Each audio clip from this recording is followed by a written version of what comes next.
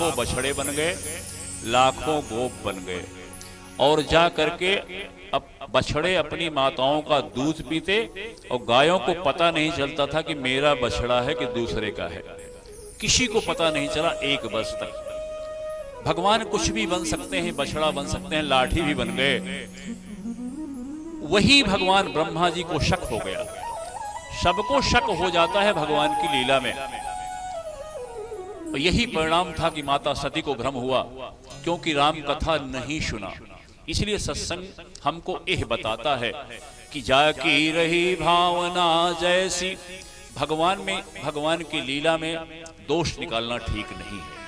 जो दोष निकालते हैं वो दोष ही निकालते रह जाते हैं। भगवान ने महाराश किया। महाराष्ट्र में परीक्षित जी जो पूरी कथा दिन रात सुन रहे हैं, उनको भी शक हो गया कि भगवान दूसरी गोपियों, दूसरी औरतों के साथ रास रचा रहे हैं। ब्रह्मा जी अभी अभी उनको एक भ्रम से निकले हैं, क्षमा मांग के स्तुति करके गए हैं। क्योंकि भगवान सारे, जब उनको देखा कि सब बैल, गाय, गोप, सब कुछ भगवान कृष्ण दिखाई पड़ रहे हैं, उनको कोई गोप नहीं दिखाई पड़ रहा है। ऐसे ही जब भगवान ने समझाया सुखदेव महाराज ने कि हमारी भावनाएं इतनी कलुषित हो गई हैं कि वो ज्ञान नहीं चाहती, वो खाली भ्रम चाहती हैं। परिणामता उन्होंने कहा कि इस समय 6 महीने हो गया है यह गोपियों के साथ महारास हो रहा है, लेकिन तुमको मालूम है चीज कि उनके घर में वही गोपी बन करके अपने बच्चों का लालन पालन कर रही हैं, अपने गायों को देखभाल कर रही हैं। यही भगवान उतनी गोपियां, लाखों गोपियां बन के अपने उनके घर में रह रही हैं। यह है भगवान लीलाधारी हैं। इसको समझने के लिए निर्मल बुद्धि चाहिए, भगवान की कृपा चाहिए। हमें दोष बुद्धि नहीं करनी है। भगवान लीला करते हैं, आनंद स्रोत हैं, आनंद के भंडार हैं। वो किसी प्रकार अपने भक्तों को, जो भक्त चाहते हैं वैसे नाचते हैं, वैसे उनके साथ लीला करते हैं। इसलिए हमें दोष दर्शन नहीं, क्योंकि जब ब्रह्मा जी को दोष दर्शन हुआ तो उनको दिखाई पड़ा गोपियां है ही नहीं। 1 लाख गोपी, 1 लाख कृष्ण सबके बीच में। और जब उनको भ्रम हुआ तो भगवान ने कहा, बुढ़ाऊ अब ठीक ना भा है, सब जगह भगवान कृष्ण दिखाई पड़ रहे हैं। और दूसरी बार देखा तो सारी गोपियां दिखाई पड़ रही, कहीं भगवान कृष्ण नहीं है। इसलिए भगवान की लीलाओं में हमको दोष दर्शन नहीं करना है। वो हम पूरे ब्रह्मांड के समस्त जीवों के पति हैं। यह नहीं कि मात्र 16,100, भगवान ने 16,108 विवाह किया और सबके 10-10 पुत्र और 1-1 कन्याएं हुई। और इस प्रकार से उनके परिवार की संख्या हो गई 1,77,188। इतने उनके परिवार की संख्या हो गई। अब देखिए, भगवान की लीलाएं सब बड़ी आनंदवर्धक हैं। हमें क्या उसमें से लेना है, यह महत्वपूर्ण है। हम क्या लेने आए हैं कि ओह करतुम अकर्तुम अन्यथा करतुम है, जो कुछ भी असंभव नहीं है और हम उनके अंश हैं। तो हम अपने पिता के अंदर दोष दर्शन ना करें, यही अच्छे पुत्र की पहचान होती है। राजा नृक, एक कथा आती है, एक इक्ष्वाक के जब यह मनवंतर प्रारंभ हुआ तो इसके मनु हैं, श्राद्ध देव मनु, जो भगवान सूर्य के पुत्र हैं। और उनके जो पुत्र हैं श्राद्ध देव के पुत्र हैं। एक पुत्र का नाम है नृग, इक्ष्वाकु, नभग, इस प्रकार 10 पुत्र हुए। उसी में से एक पुत्र का नाम है राजा नृग। एक दिन क्या हुआ, उनके सारे पुत्रों के साथ बाहर भगवान कृष्ण उनको घुमाने ले गए। तो वहां जो शाम है उनके पुत्र हैं, जो शाम मतलब जामवती के पुत्र हैं, प्रद्युम्न हैं, चारु भानु, गद, इस प्रकार सारे यदुवंशी बालक बाहर विहार के लिए गए थे। ये द्वारिका की घटना है। और वहां पे खेल खेलते खेलते सबके अंदर सबको प्यास लगी। अब सभी लोग पानी की तलाश में एक कुआं देखा।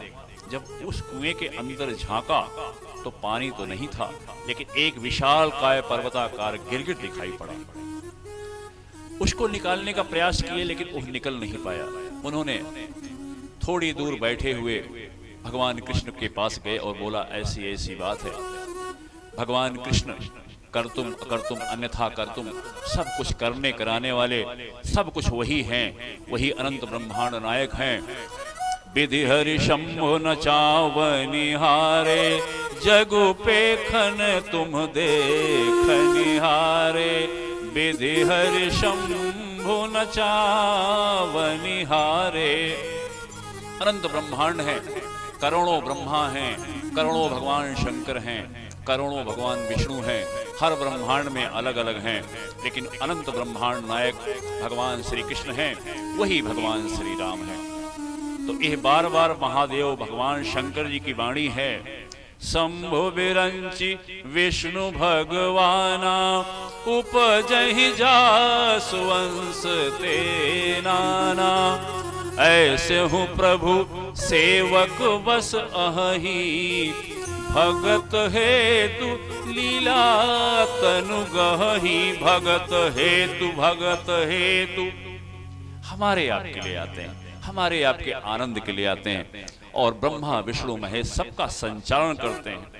शारद दारुनारी शम स्वामी, सरस्वती माता शारदा देवी, शारद दारुनारी शम स्वामी, राम सूत्रधर अंतरयामी। हम सब कठपुतली हैं, जब शारदा माँ कठपुतली है उनकी, जैसा चाहते हैं संचालित करते हैं।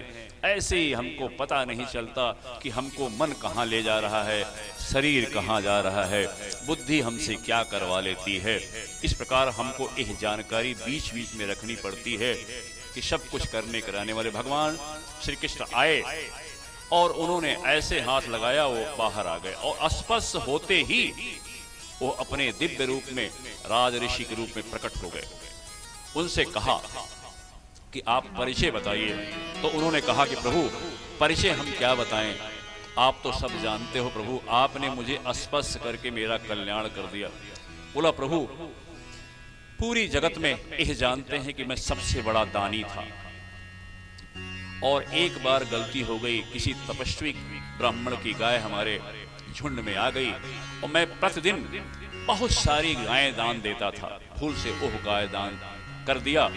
और तपस्वी ब्राह्मण ने बोला कि यह गाय इनको क्यों दे दिया, क्योंकि वो दान नहीं लेता थे। वो तपस्वी ब्राह्मण जिसको दान दिया था और जिसकी गाय थी, दोनों में बातचीत हुई, दोनों राजा के पास आए।